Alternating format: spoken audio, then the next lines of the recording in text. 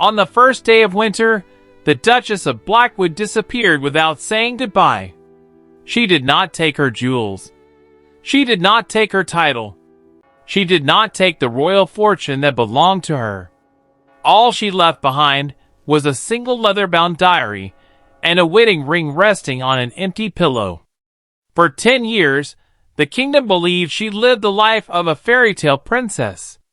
They were wrong, because the most beloved duchess in the kingdom had spent an entire decade quietly teaching herself how to disappear.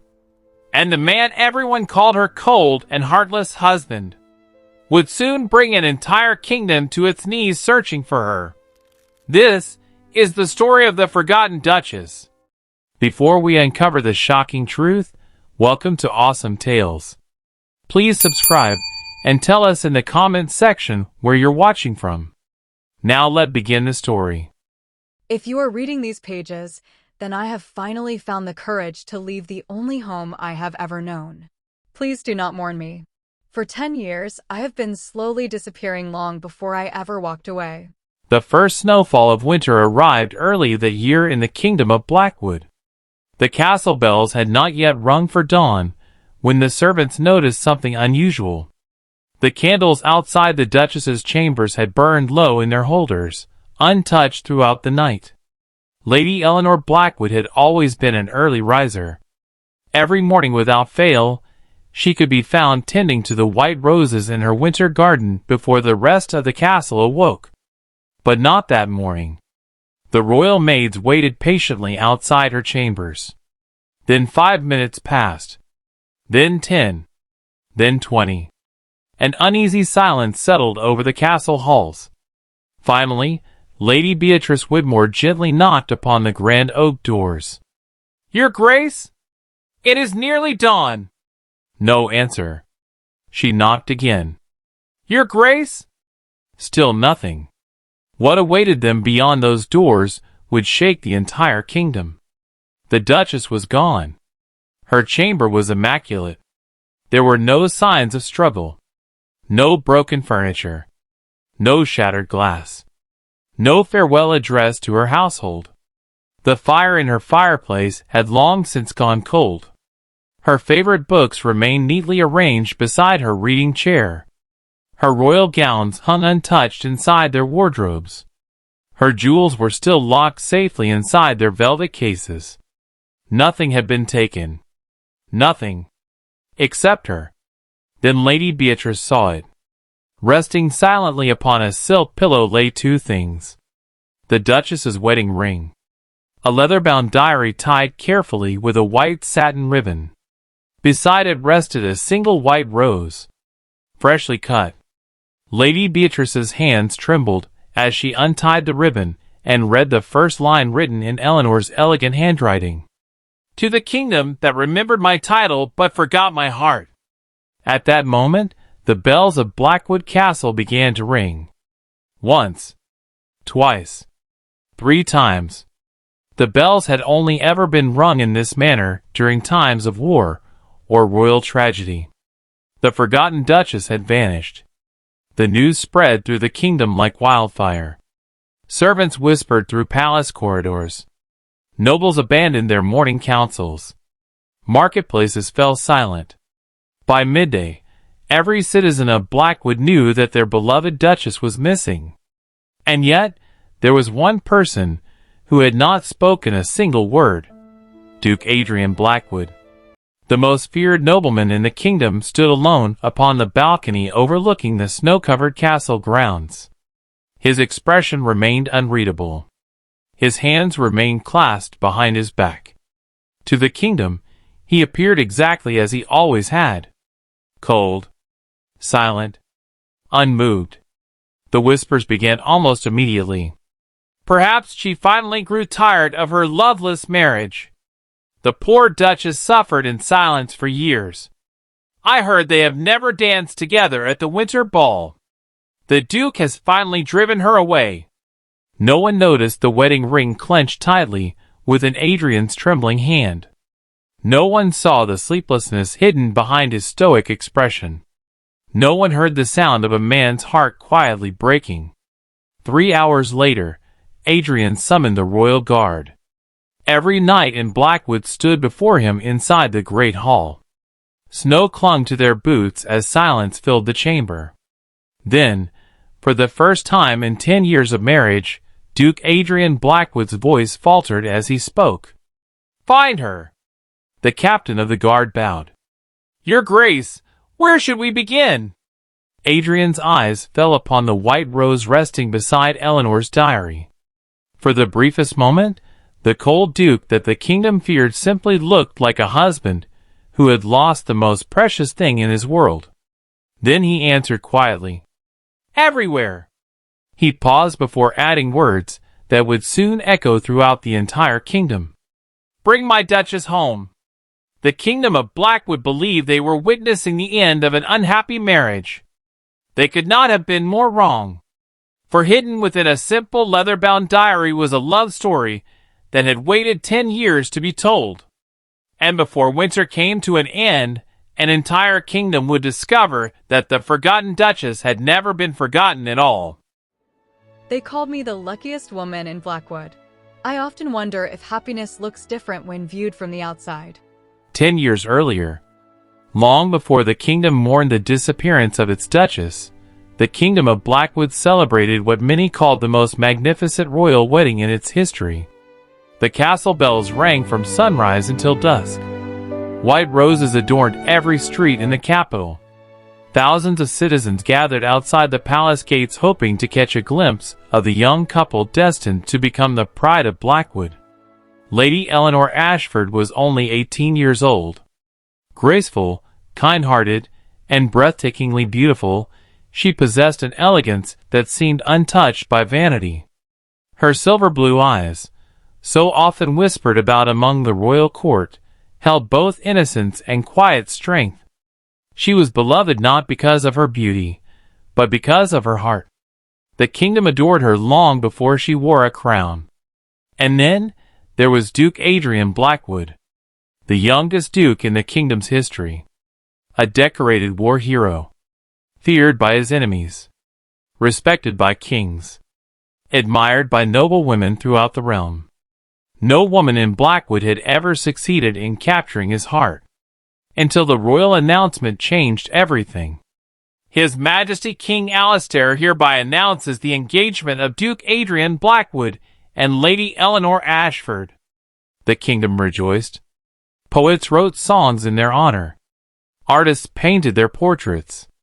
Children dreamed of growing up to witness a love story worthy of legend. The people called it destiny.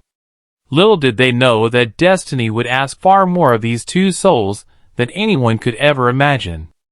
As Eleanor walked down the aisle of the Moonlight Chapel, sunlight poured through its magnificent stained glass windows, casting shades of gold and silver across her wedding gown. Her gown was embroidered with hundreds of delicate white roses, the sacred flower of Blackwood symbolizing eternal devotion and silent sacrifice. Every eye in the chapel fell upon her. Even the orchestra seemed to soften in reverence. And waiting at the altar stood Duke Adrian Blackwood. For the first time in his life, the great duke found himself unable to look away. Some say that a man's heart recognizes its home long before his mind understands it. If that is true, then Adrian Blackwood had already fallen in love before Eleanor ever reached his side. Yet no one would know it. Not then. Not for many years to come. When the Archbishop asked if he would take Lady Eleanor Ashford as his lawful wife, Adrian answered without hesitation, "I will." When Eleanor was asked the same question, she smiled softly before replying, "With all my heart." The royal court applauded. The king himself wiped tears from his eyes. The queen whispered, "They are beautiful together." And perhaps they were. But beauty often hides burdens that kingdoms cannot see. That evening, Blackwood hosted its grandest royal celebration beneath thousands of white roses suspended from crystal chandeliers. The newlyweds sat side by side upon the royal dais as nobles toasted to their future. The kingdom watched them with admiration. They looked perfect together. And yet, something curious happened during their wedding celebration. They never danced. At first, no one thought much of it. The Duke had always been reserved. Surely, he was merely shy in matters of affection. But as the music played, and the ballroom floor filled with dancing couples, Eleanor quietly watched from her seat. Her husband never once asked for her hand. Instead, Adrian spent much of the evening speaking with military commanders and royal advisors. No one noticed the sadness hidden behind Eleanor's smile. Except one person. The Queen. Before the evening ended, Queen Celeste gently squeezed Eleanor's hand and whispered, "Be patient, my dear. Some hearts beat more slowly than others." Eleanor smiled politely. She had no idea how prophetic those words would become. Later that night, after the celebrations had ended and the castle had finally grown quiet, Eleanor was escorted to her new chambers. She sat before her vanity, admiring the wedding ring now resting upon her finger. A small smile appeared upon her face. She had married one of the most respected men in the kingdom. She told herself that love would come in time. Then came the knock at her door. A servant entered carrying a single white rose. A gift from His Grace. No letter. No explanation. Only a white rose. Eleanor smiled softly and held the flower close to her heart. What she did not know was that this simple white rose would become the silent language of a love story that neither time nor sacrifice could erase. The kingdom celebrated the beginning of a fairy tale. They could not have known that the greatest love story in Blackwood would be written not in grand declarations or royal dances, but in silence, sacrifice, and 10,000 unspoken words. For on the night of their wedding, Duke Adrian Blackwood made a promise that would cost him 10 years of happiness. He would protect his Duchess at any cost, even if it meant breaking both their hearts. There are days when I forget I am a Duchess. Those are my happiest days. They are the days I spend among children who have never cared for titles, crowns, or castles. They simply call me Eleanor. If one were to ask the people of Blackwood to describe their Duchess, they would speak first of her beauty. They would tell stories of her silver blue eyes that shimmered like moonlight upon freshly fallen snow. They would admire her elegant gowns and the grace with which she carried herself through the grand halls of the royal court. But if one were to ask the orphan children of the kingdom, they would simply smile and say, "She is the kindest person we know." For 10 years, Duchess Eleanor Blackwood devoted herself not to power or prestige, but to the people of Blackwood. Every Wednesday morning, without exception, she visited the royal orphanage carrying baskets of books, handmade toys, and freshly baked pastries from the castle kitchens. She knew every child's name. She remembered their birthdays. She listened to their dreams as though they were the most important matters in the kingdom. To the children, she was not a duchess. She was family. Few people knew that Eleanor secretly funded the education of more than 200 orphan children throughout the kingdom. Even fewer knew that she sold many of her own jewels to expand the orphanage's library. When questioned about her generosity, she would simply smile and say, "Jewels lose their brilliance with time. Kindness does not." The kingdom adored her for her compassion. Yet despite being surrounded by admiration and love, Eleanor carried a loneliness she dared not speak aloud. Blackwood Castle was magnificent beyond imagination. Its marble halls stretched endlessly beneath crystal chandeliers. Its gardens bloomed with thousands of white roses throughout the year. And yet, within all its splendor, Eleanor often felt most alone. Each evening, she dined separately from her husband whenever royal duties demanded his attention. Their chambers remained apart.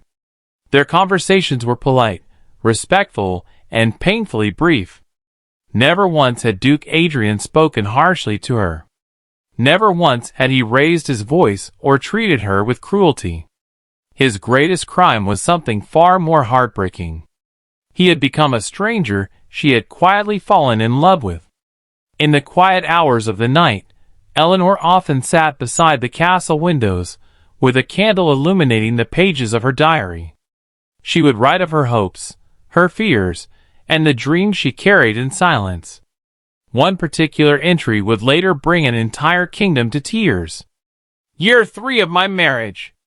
Today, His Grace remembered my favorite tea without my asking. I wonder if kindness can sometimes disguise itself as love. Perhaps I have become foolish enough to mistake crumbs of affection for a feast. Another entry read, Year 6. The kingdom envies my life. If only they knew that loneliness can exist even within the grandest castles. I do not need diamonds or titles. I only wish to know what it feels like to be someone's first choice. And then, there was the entry that Lady Beatrice could never read without tears. Year 8. I once asked the stars if it was possible to miss something one has never truly had. They never answered. Despite her loneliness, Eleanor never allowed her sorrow to harden her heart. She painted beautiful landscapes of Blackwood's countryside and quietly donated them to hospitals and orphanages.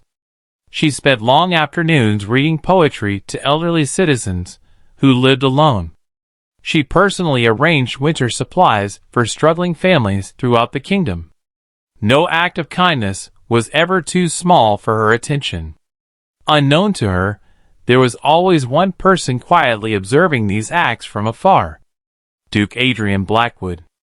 He knew every charitable project she supported, every book she loved, every flower she planted in the winter rose garden, every dream she had ever whispered within the castle walls.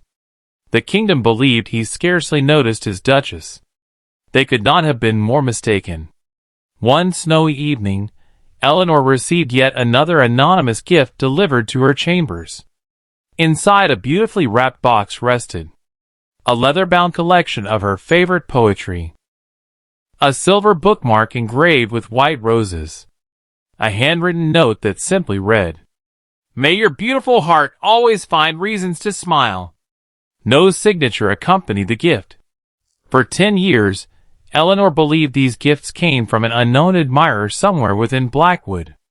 Never once did she imagine they came from the very man whose name she bore. The kingdom of Blackwood saw a duchess adorned with crowns and jewels. They never saw the lonely woman who prayed each night to be loved simply as Eleanor. Nor did they see the duke who had spent 10 years quietly memorizing every detail that made her smile. The greatest tragedy of their marriage was never the absence of love. It was the silence that stood between two hearts desperately longing to speak. The cruelest thing about silence is that it leaves too much room for imagination. I have spent 10 years wondering if my husband simply does not know how to love me, or if I was never meant to be loved at all. There are many stories told throughout the kingdom of Blackwood about Duke Adrian Blackwood. Some called him a war hero. Others called him the kingdom's greatest strategist. His enemies called him merciless. But there was one title whispered most often throughout the royal court. The cold Duke of Blackwood. Unlike the nobles who filled their days with lavish celebrations and political games, Adrian was a man devoted entirely to duty. He rose before sunrise each morning. He trained with the royal guard before breakfast. He attended military councils, oversaw the northern territories, and personally reviewed matters affecting the kingdom's security. To Blackwood, Duke Adrian was the very embodiment of honor and discipline. Yet for all his accomplishments, there remained one mystery no one could understand. Why did the Duke treat his Duchess as though she were a beautiful stranger? In 10 years of marriage, he had never publicly called her, "My love." He had never danced with her at the winter ball. He had never kissed her hand before the royal court. He had never spoken poetry in her honor. He had never allowed himself even the smallest public display of affection. And so, the kingdom drew its own conclusions. The Duke does not love his wife. The rumors grew louder with each passing year. Even young noblewomen whispered pity for Eleanor during royal gatherings. If only they knew how wrong they were. One spring afternoon, during a royal banquet celebrating Blackwood's victory in trade negotiations, Queen Celeste publicly invited Eleanor to sit beside Adrian upon the royal dais. The Duchess smiled warmly and accepted the invitation. As she approached, Adrian quietly stood and offered her his chair before moving to another seat farther down the table. The entire banquet hall fell silent. The whispers began immediately. "How embarrassing! The poor Duchess! Does His Grace dislike sitting beside his own wife?" Eleanor simply smiled and pretended not to hear. She had become quite skilled at hiding heartbreak behind grace. That evening, Lady Beatrice found Eleanor alone in the winter rose garden. Snow-white petals rested gently upon her lap as she sat quietly reading beneath the moonlight. Lady Beatrice finally asked the question that had lingered in everyone's hearts for years. "Your Grace, have you ever asked the Duke if he loves you?" Eleanor laughed softly, though there was sadness in her eyes. "No. Why not?" After a moment of silence, Eleanor replied, "Because there are some questions a woman should never have to ask her husband." Those words would later become one of the most quoted lines throughout the kingdom. Unknown to Eleanor, that very night Duke Adrian stood upon the castle balcony overlooking the winter rose garden. From the shadows, he watched her smile gently as she spoke with Lady Beatrice. He watched the moonlight dance across her silver blue eyes. And for a brief moment, the cold Duke allowed himself something he rarely permitted. He smiled. Sir Lucian, captain of the Royal Guard, stood beside him and quietly asked, "Your Grace, do you ever regret your decision?" Adrian's expression softened. "Every day." "Then why continue?" The Duke remained silent for several moments before answering. "Because my regrets are easier to bear than her funeral would be." The audience doesn't yet know what he means. But the mystery deepens. Despite his emotional distance, Adrian possessed an uncanny habit of remembering the smallest details about Eleanor. Without fail. Her favorite tea was always stocked in the castle kitchens. Her preferred flowers bloomed year-round within the royal gardens.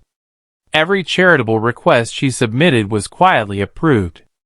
Every painting she donated was secretly purchased by anonymous benefactors. Every physician's report concerning her health passed directly through his hands. Not once in 10 years had he forgotten her birthday. Not once had he failed to ensure her safety. The kingdom saw neglect. Adrian called it protection. One particularly cold winter evening, Eleanor accidentally fell ill after spending several hours distributing blankets throughout a nearby village. When Adrian received the news during a military council meeting, witnesses later swore they had never seen the Duke leave a room so quickly. He rode through a snowstorm to return to Blackwood Castle before midnight.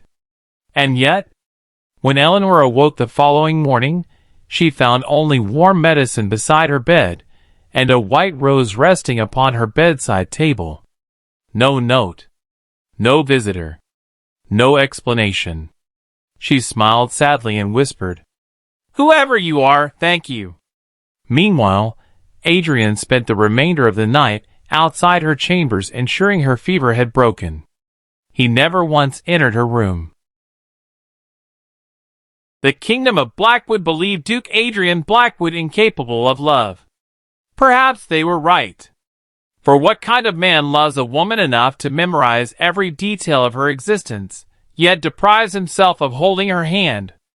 What kind of husband protects his wife so fiercely that he becomes the villain of their own love story? Before winter came to an end, the kingdom would learn that silence often hides the loudest acts of devotion. If loneliness had a sound, I believe it would resemble the silence of an empty ballroom after the music has stopped. By sunset, the disappearance of Duchess Eleanor Blackwood had become the only subject spoken of throughout the kingdom. The markets fell silent. The noble houses cancelled their evening celebrations. Even the palace servants whispered prayers for her safe return. But amidst the chaos, one question remained unanswered. Why had she left? The answer rested quietly upon the pages of a leather-bound diary tied with a white satin ribbon. No one could have imagined that within its pages lived the untold story of the kingdom's most beloved duchess. At the king's request, Queen Celeste, Lady Beatrice, and several members of the royal council gathered within the palace library to read Eleanor's diary. The first page was written in elegant handwriting, accompanied by a pressed white rose petal. It read, "To the kingdom that remembered my title but forgot my heart. Please do not hate anyone after reading these pages. Least of all, my husband. For if there is one thing I have learned during these 10 years, it is that hearts are often more complicated than they appear." The queen quietly wiped away her tears. Even in her absence, Eleanor's greatest concern remained protecting others. The diary chronicled 10 years of silent moments. Moments no royal portrait had ever captured. Moments hidden behind smiles worn for the sake of duty. One entry read, "Year 2. Today, I watched an elderly couple dancing within the palace gardens. They have been married for 40 years. I found myself wondering whether love grows louder with time or softer. I pray one day I will discover the answer." Another entry. "Year 4. The winter ball is tomorrow. Lady Beatrice asked what gown I intend to wear. I told her my favorite one, the blue silk embroidered with white roses. Perhaps this year my husband will ask me to dance. Perhaps this year I will stop hoping." The members of the royal council lowered their eyes in shame. The entire kingdom knew that Duke Adrian and Duchess Eleanor had never once danced together. What they did not know was how deeply that absence had wounded her. Then came an entry that left the queen openly weeping. "Year 5. Today, I overheard 2 noblewomen speaking about me. Poor Duchess Eleanor," one of them said. "Imagine being married to a man who has never looked at you as though you were the most beautiful thing in the room. The strange thing is that their words did not hurt me. What hurt me was realizing I had begun to believe them." Silence filled the library. No one dared speak. As the diary continued, the audience learned something extraordinary about Eleanor. She never once wrote a cruel word about Adrian. Never. Not a single accusation. Not a single complaint. Even in her loneliness, she chose compassion. One of her most heartbreaking entries read, "Year 7. His Grace forgot neither my birthday nor my favorite tea this year. He remembered that I disliked thunderstorms and arranged for extra candles to be placed within my chambers. He has always been kind. It is difficult to hate a man whose greatest fault is that he does not know how to love you loudly." That line would later spread throughout the kingdom. Then Lady Beatrice reached an entry dated only 3 weeks before Eleanor's disappearance. "Year 10. I have finally come to understand something beautiful and terrible about love. It cannot be forced. I do not blame my husband for giving me everything except the one thing I secretly wished for. He gave me his name, his protection, his respect, and 10 years of kindness. I only wished, perhaps selfishly, that one day he might also give me his heart." The queen could no longer contain her tears. Even the royal scribes openly wept as they listened. Then came the final diary entry before Eleanor disappeared.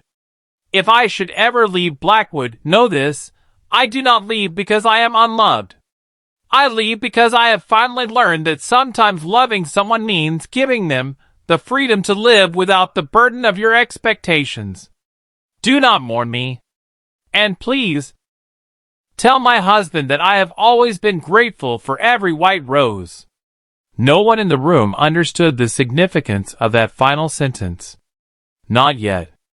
Only Duke Adrian knew. Meanwhile, elsewhere within Blackwood Castle, Adrian stood silently before the portrait of Eleanor hanging within his private study, a portrait no one else in the kingdom had ever seen. For 10 years, he had guarded not only her life, but also every emotion he had forbidden himself from expressing. As he listened to the bells announcing the kingdom's search for its missing duchess, one question haunted him. Had his silence finally cost him the very person he had sworn to protect? For the first time in 10 years, the cold Duke was afraid. Ending narration. The Kingdom of Blackwood believed they were reading the diary of a lonely duchess. They did not yet realize they were reading the greatest love story never told. For within every page lay the quiet tragedy of two hearts standing only a few steps apart, separated not by hatred, but by sacrifice. And before winter surrendered to spring, the kingdom would finally learn why silence had become the language of their love. There are some sacrifices so great that history mistakes them for cruelty. Perhaps the saddest thing about love is that it is sometimes misunderstood by the very person it was meant to protect. Not all prophecies speak of crowns and kingdoms. Some speak of sacrifice. For centuries, the Kingdom of Blackwood protected an ancient collection of royal prophecies hidden beneath the royal library. They were neither myths nor legends, but warnings passed down from one generation of monarchs to another. Only kings, queens, and a select few members of the royal council were permitted to read them. Among those sacred scrolls was one prophecy that had remained sealed for 28 years. The prophecy of Lady Eleanor Ashford. The truth began to reveal itself when Queen Celeste discovered a letter hidden inside Eleanor's diary. The letter had been addressed to her should Eleanor ever disappear. It read, "Your Majesty, if I have truly left Blackwood forever, then I believe it is finally time for the kingdom to know the truth about my birth." Silence filled the royal library. The Queen slowly unfolded another ancient parchment that had remained locked away since the day Eleanor entered the world. The room fell silent as she began to read aloud. "The child born beneath the winter moon, with silver blue eyes, shall become the greatest blessing of Blackwood. Yet before she is loved by the kingdom, she shall first be feared by it. The man who loves her shall be asked to sacrifice his happiness, so that she may live long enough to fulfill her destiny. Should he fail, darkness shall consume not the kingdom, but his own heart." The entire royal council sat in stunned silence. The prophecy had never spoken of Eleanor destroying the kingdom. It had spoken of sacrifice. 10 years earlier, shortly before his wedding, Duke Adrian Blackwood had been summoned by King Alastair to the royal library. The king spoke solemnly. "There are noble families within Blackwood who fear this prophecy. Some believe Eleanor's existence threatens the balance of power. If they discover she is precious to you, they will stop at nothing to use her against the crown." He continued, "You have a choice, Adrian. You may refuse this marriage and live a peaceful life. Or you may marry Eleanor and accept that loving her openly could become the greatest danger she will ever face." Adrian remained silent for several moments. Then he asked only one question. "Will she be safe if I marry her?" The king answered honestly, "Only if the kingdom never learns how much she means to you." Without hesitation, Adrian replied, "Then let them hate me." The king's eyes widened. "Do you understand what you are saying?" Adrian answered quietly, "If becoming the villain in her story allows her to live long enough to smile in old age, then I consider it a small price to pay." From that day forward, Duke Adrian Blackwood willingly sacrificed his reputation. He chose silence over affection, distance over comfort, loneliness over love. Every decision he made was designed to ensure one thing: Eleanor would survive. Unknown to Eleanor, the threats against her life had never truly disappeared. Throughout their 10-year marriage, 5 assassination attempts were quietly prevented by the royal guard. 3 noble houses secretly plotted against her. Countless political alliances were broken by Adrian to protect her position within the kingdom. Sir Lucian personally assigned guards to follow her whenever she visited villages and orphanages. Eleanor never knew, and Adrian intended to keep it that way. One winter evening, Sir Lucian finally confronted Adrian inside his private study. "Your Grace, she deserves to know." Adrian stared silently at the portrait of Eleanor hanging above his fireplace. "She deserves peace more than she deserves the truth. And what of your happiness?" For the first time in many years, Adrian smiled sadly. "My happiness has slept in the room across the hall for the last 10 years. That has always been enough." Back in the present timeline, Queen Celeste lowered the prophecy scroll with trembling hands. Tears streamed down her face. The members of the royal council sat speechless. They had condemned Duke Adrian for 10 years without ever knowing the burden he carried. The cold Duke of Blackwood had never been cold at all. He had simply spent 10 years standing between his wife and the dangers of an entire kingdom. For 10 years, the kingdom of Blackwood asked why Duke Adrian Blackwood never held his Duchess's hand. They never thought to ask how many times he had protected the hand that wore his wedding ring. The greatest tragedy of their marriage was not the absence of love. It was that love had been forced to wear the mask of sacrifice. And somewhere beyond the kingdom's borders, the Forgotten Duchess remained unaware that she had been loved fiercely from the very beginning. Perhaps love does not always arrive with grand declarations. Perhaps it arrives quietly, leaving white roses at your door and praying you smile when no one is watching. The kingdom of Blackwood had spent 10 years believing that Duke Adrian Blackwood was incapable of love. They were wrong. The truth was infinitely more heartbreaking. No man in Blackwood had ever loved a woman more quietly than Adrian loved Eleanor. For 10 years, he became a student of her happiness. He knew. Her favorite season was winter. She preferred reading beside candlelight rather than sunlight. She secretly loved strawberry pastries from the village bakery. She collected pressed flowers between the pages of her books. She painted whenever she felt lonely. She smiled most sincerely when surrounded by children. He knew these things because he had spent 10 years paying attention to the details everyone else overlooked. Inside Duke Adrian's private study, a room forbidden to nearly everyone in the kingdom, stood a secret that would have brought Eleanor to tears had she ever seen it. The walls were adorned with portraits of his Duchess. Not royal portraits commissioned by the crown. These were different. One showed Eleanor laughing while feeding birds in the palace gardens. Another captured her asleep beside an open book after spending the entire day at the orphanage. One particularly beautiful painting showed her dancing alone beneath falling snow during the winter festival. Each portrait had been commissioned in secret. Every year of their marriage had been preserved upon those walls. Sir Lucian once asked, "Your Grace, why hide them?" Adrian smiled faintly before answering, "Because some treasures are too precious to be displayed before the world." Then came the greatest revelation of all. The anonymous gifts Eleanor had received throughout their marriage had never come from a mysterious admirer. Every single one came from Duke Adrian. The white roses, the rare poetry collections, the handcrafted bookmarks, the foreign paintbrushes she adored, the winter shawl she once admired during a royal exhibition, the custom-made music box that played her favorite melody. Every gift had been chosen personally by him.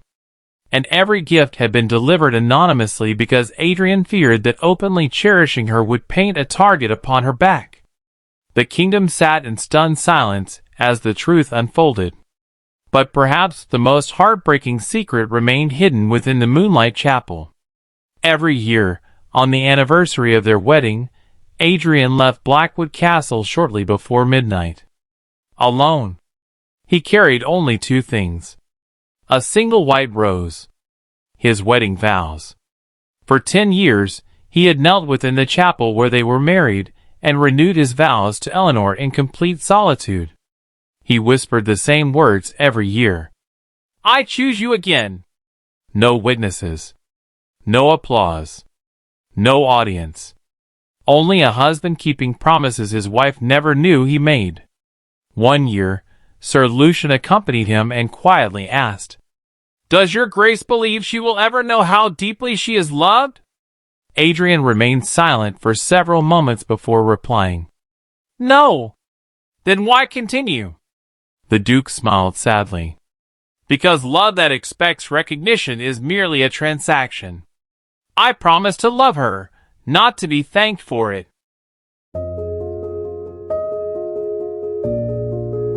Within another locked drawer inside his study rested dozens of unsent letters addressed to Eleanor.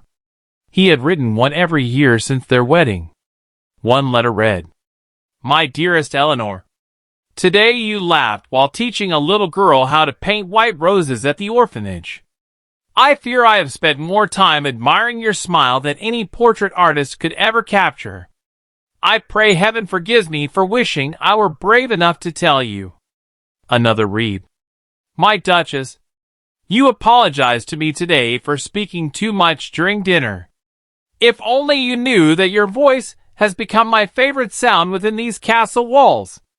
Please never apologize for filling my silence with your kindness." And finally, the letter written only days before Eleanor disappeared. "My Eleanor, if I have succeeded in protecting you, then history may remember me as a cold and distant duke. I find that acceptable. What I could never accept is a world in which you are no longer part of it. If loving you quietly is the price heaven demands for your safety, then I would gladly spend another lifetime in silence." Back in the present timeline, Queen Celeste could no longer contain her tears. Lady Beatrice openly sobbed. Even the hardened members of the royal council bowed their heads in shame. For 10 years, they had pitied Eleanor. They now realized they should also pity the man who loved her enough to spend an entire decade pretending he did not. Meanwhile, Adrian stood alone within the winter rose garden. The first snowflakes of winter gently fell around him. For the first time since Eleanor's disappearance, his composure finally began to crack. He quietly whispered words he had never spoken aloud in 10 years of marriage. "Come home, Eleanor." No title. No formality. Only the voice of a husband calling for his wife. The Kingdom of Blackwood spent 10 years searching for proof that Duke Adrian Blackwood did not love his wife. They never imagined that the evidence of his love had surrounded them all along. Love had always lived within the white roses, within the anonymous gifts, within the letters never sent, and within the silence of a man who chose sacrifice over selfishness. For 10 years, the Forgotten Duchess had been loved beyond measure. She simply had not been allowed to know it. If I am ever missed, I hope it is not because I wore a crown. I hope it is because I loved kindly and left this world a little softer than I found it. 3 days had passed since Duchess Eleanor Blackwood disappeared. Winter snow had now covered much of the kingdom, turning Blackwood into a breathtaking sea of white. Yet beneath its beauty, the kingdom had fallen into mourning. The winter ball was cancelled for the first time in over 200 years. Church bells rang every evening at sunset. The orphanage children prayed for the safe return of the Duchess, who had tucked them into bed, and listened to their dreams. Merchants refused payment from travelers carrying news of Eleanor. Even neighboring kingdoms sent royal messengers offering assistance in the search. The Forgotten Duchess had become the kingdom's greatest treasure only after she was gone. Meanwhile, Duke Adrian Blackwood had become a man few could recognize. For 3 days, he had barely slept. He had refused royal banquets. He had personally reviewed every report brought before the royal guard. He had ridden across the kingdom despite a severe winter storm. The cold duke had vanished alongside his duchess. What remained was simply a husband desperately searching for his wife. Inside the royal council chamber, King Alistair attempted to persuade Adrian to rest. "You have not slept in 2 days." Adrian remained standing before a map of Blackwood marked with dozens of search routes. "Then I shall sleep when my Duchess comes home." The king sighed heavily. "The kingdom has done everything possible." For the first time in many years, Adrian raised his voice. "Then we shall do the impossible." Silence filled the chamber. The king's eyes widened. The royal council sat speechless. Never before had they witnessed such raw emotion from the Duke. That same evening, Adrian issued what would later become known throughout history as the Royal Decree of White Roses. He ordered every village gate within Blackwood to display white roses until Eleanor returned. Royal physicians to remain available in every province should she require assistance. Search parties to travel beyond the kingdom's borders. Safe passage to be granted to anyone bringing credible information regarding her whereabouts. And finally, he made an announcement that would forever change how history remembered him. Standing before the entire kingdom, Duke Adrian Blackwood publicly declared, "Hear me, people of Blackwood. Titles mean nothing to me without the woman who gave my life purpose. If I must surrender my lands, my title, and every honor I have ever earned to bring my Duchess safely home, I shall do so gladly. Bring Eleanor home." For the first time in 10 years, he had spoken her name before the entire kingdom. No titles. No formalities. Simply Eleanor. The citizens of Blackwood openly wept. The same people who had spent years condemning him now bowed their heads in shame. An elderly woman was heard saying, "The Duke never lacked love. He merely lacked permission to show it." And perhaps she was right. Late that night, Adrian returned to the winter rose garden. Snow gently covered the benches where Eleanor once spent countless afternoons reading poetry. He sat quietly beside her favorite rose bush and removed one final letter from his coat. It was a letter he had intended to give her on their upcoming wedding anniversary. His hands trembled as he read aloud. "My Eleanor, 10 years ago, I promised myself that I would protect your smile, even if I was never allowed to be the reason for it. If heaven grants me one selfish wish, I pray that in another lifetime I may love you openly.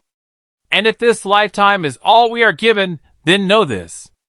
You have been my greatest blessing from the moment I learned your name."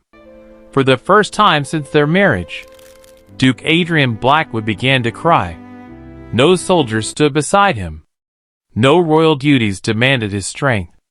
No kingdom required its duke. There was only a man grieving the possibility that he might never again see the woman he had spent 10 years loving in silence. Meanwhile, far beyond Blackwood's borders, a familiar figure stood upon a cliff overlooking a snow-covered valley. Wrapped in a simple winter cloak, Eleanor quietly smiled as she held one of Adrian's unsent letters in trembling hands.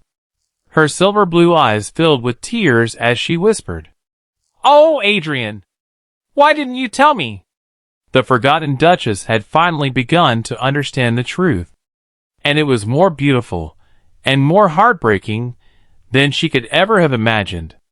The kingdom of Blackwood searched every road and every village for its missing Duchess.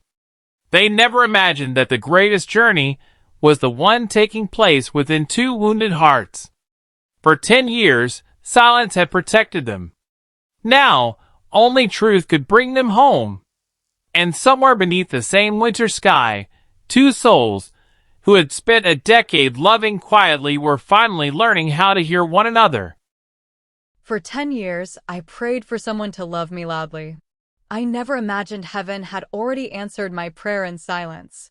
Far beyond the snow-covered mountains of Blackwood stood a small chapel nestled within the valley of white pines. It was there that Duchess Eleanor Blackwood had sought refuge after leaving the kingdom. For the first time in 10 years, she lived not as a duchess, but simply as Eleanor. No royal gowns. No grand halls.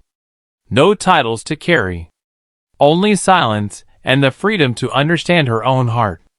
Yet fate has a peculiar way of revealing truths when we are finally ready to receive them. Several days after her departure, Sir Lucian arrived carrying a small wooden chest entrusted to him by Queen Celeste. Inside were treasures Eleanor had never known existed. Every unsent letter Adrian had written to her over 10 years. Sketches and portraits commissioned in secret. Her original prophecy scroll. A pressed collection of white roses preserved from every wedding anniversary. The first white rose Adrian had gifted her on their wedding night. As Eleanor carefully opened each item, tears quietly rolled down her face. She discovered that Adrian had documented every meaningful moment of their marriage. The day she laughed while baking bread with orphan children. The day she rescued an injured bird in the palace gardens. The day she wore blue because she believed he had once complimented the color. He had remembered everything. Everything. Then she came across a small journal hidden beneath the letters. Its title simply read, 10 Years of Loving My Duchess. Inside were Adrian's private thoughts.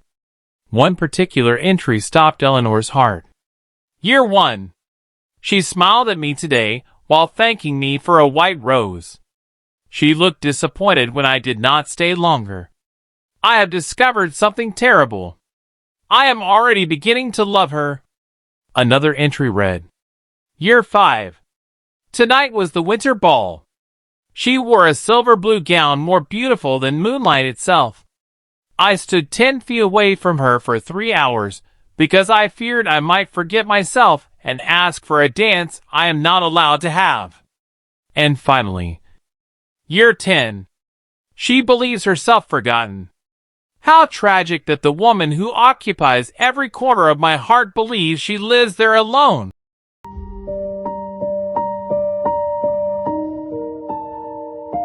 For the first time in her life, Eleanor realized she had never been unloved. She had simply been loved by a man willing to sacrifice his own happiness to protect hers. Her greatest sorrow became her greatest blessing. Kneeling within the chapel, Eleanor whispered through tears, Oh, Adrian! I spent 10 years mourning a love that never left me. That same evening, news arrived from Blackwood. The kingdom had declared 7 days of prayer for the safe return of its duchess. The winter ball had been postponed indefinitely, and every home in Blackwood displayed a white rose in her honor. The people she loved had never stopped waiting for her. Neither had her husband. Eleanor finally looked toward the distant mountains leading home. A gentle smile appeared upon her face. This time, she was not returning because duty demanded it. She was returning because she had chosen to.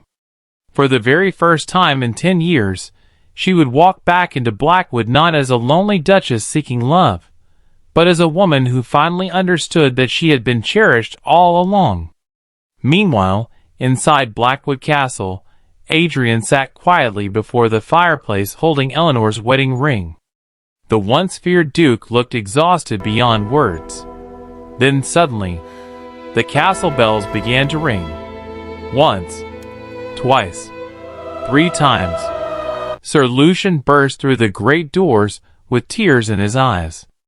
Your Grace! The Duchess has been found! The wedding ring slipped from Adrian's trembling hands. For several moments, he simply stood frozen in disbelief. Is she safe? He asked softly. Yes, Your Grace. Adrian closed his eyes, as though 1,000 pounds had finally been lifted from his shoulders. He did not ask where she had been. He did not ask why she left. He asked only one question. Is she smiling? Sir Lucian smiled. For the first time in many years, Your Grace. The kingdom of Blackwood rejoiced at the news of its duchess's return. But no one rejoiced more than the man who had spent 10 years loving her quietly from afar. The Forgotten Duchess had finally discovered the truth. She had never been forgotten. She had simply been loved in the only way destiny had allowed. If love ever finds me, I hope it arrives not with grand words, but with quiet certainty, the kind that remains even after 10 winters have passed. Winter had never looked more beautiful in the kingdom of Blackwood. For the first time in its history, every home, every street, and every castle balcony displayed white roses in honor of its returning Duchess. The bells of Blackwood rang from sunrise until sunset. Children from the royal orphanage scattered white rose petals along the palace roads. The kingdom had not merely welcomed home its Duchess. It had welcomed home its heart. As Eleanor's carriage slowly approached Blackwood Castle, thousands of citizens gathered to greet her. Many openly wept. Others bowed their heads in respect. Some simply smiled as they whispered, "Welcome home, Your Grace." Yet amidst all the celebrations, Eleanor searched for only one face. Duke Adrian Blackwood. He was nowhere to be seen. Unknown to the kingdom, Adrian had made a decision that morning. For 10 years, he had chosen silence. Today, he would finally choose courage. That evening, King Alistair announced that the postponed winter ball of white roses would proceed as planned. Never before had so many members of the royal court attended. The grand ballroom shimmered beneath thousands of crystal chandeliers adorned with cascading white roses. It was breathtaking. And for the first time in 10 years, Duchess Eleanor entered the ballroom not as a lonely woman hoping to be chosen, but as a woman who finally understood she had been loved all along. She wore a magnificent silver blue gown embroidered with delicate white roses, the very color Adrian had secretly commissioned for her wedding portrait 10 years earlier. The entire ballroom rose to its feet as she entered. Then the orchestra fell silent. King Alistair stood and addressed the kingdom. For 10 years, this kingdom believed it had witnessed a marriage without love. He smiled warmly at Eleanor. Tonight, history shall finally be corrected. The ballroom doors slowly opened. Standing at their center was Duke Adrian Blackwood. For the first time in 10 years, he wore no military medals, no ceremonial armor, and no symbol of his rank. He came simply as a husband. The entire kingdom watched in silence as Adrian walked slowly toward Eleanor. Every step felt like 10 years of unspoken words finally finding their way home. When he finally stood before her, his voice trembled ever so slightly. "Your Grace." He smiled softly before correcting himself. "No, my Eleanor." Tears immediately filled Eleanor's eyes. Then, before an entire kingdom, Duke Adrian Blackwood did something no one had ever imagined possible. He knelt. The cold Duke of Blackwood knelt before his wife. The entire ballroom gasped. Holding a single white rose in his hand, he said, 10 years ago, I promised to protect your life. I failed only in protecting your heart. For that, I shall remain forever sorry."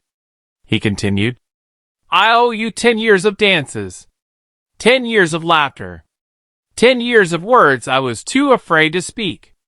If you will allow me, I would very much like to spend the rest of my life making up for lost time." The ballroom had become utterly silent. Then came the line we have been waiting My for Duchess, since the beginning of our I have movie. kept you waiting for 10 winters. May I finally have the dance I have owed you since the day I made you my wife?